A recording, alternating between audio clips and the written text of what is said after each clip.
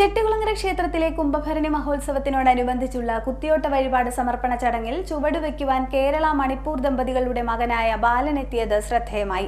ചെട്ടികുളങ്ങര കണ്ണമംഗലം വടക്ക് കൊച്ചയ്യത്ത് വീട്ടിൽ സജികുമാറിന്റെയും മണിപ്പൂർ സ്വദേശിനിയായ റോബിതയുടെയും മകൻ വിദ്യാനന്ദാണ് ഓണാട്ടുകരക്കാരായ കുട്ടികളോടൊപ്പം ചുവടുവെക്കുവാൻ എത്തിയത്.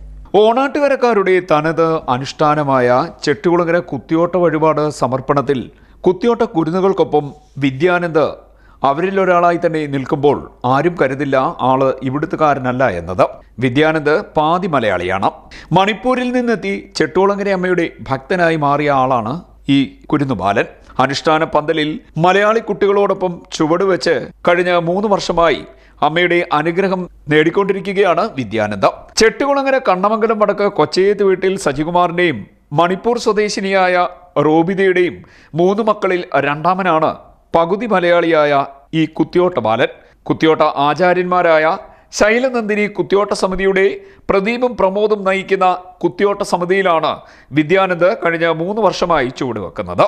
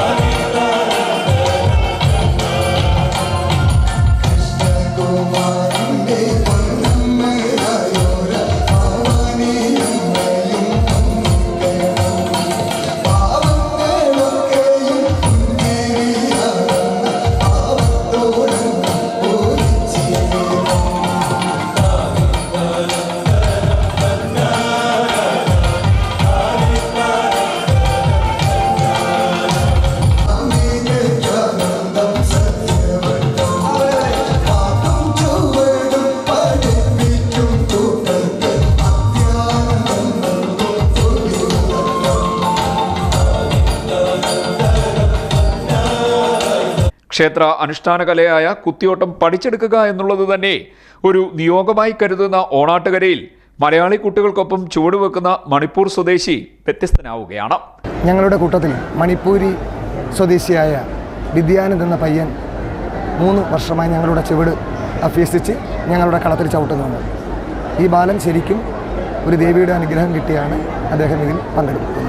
3 വർഷമായി ഞങ്ങളുടെ കൂടെ ചടങ്ങുന്നുണ്ട്. മലയാളികൾ ചെയ്യുന്ന പോലെ തന്നെ എല്ലാ കാര്യങ്ങളും ചെയ്യുന്നുണ്ട്. CDNet news, Kayamkulam.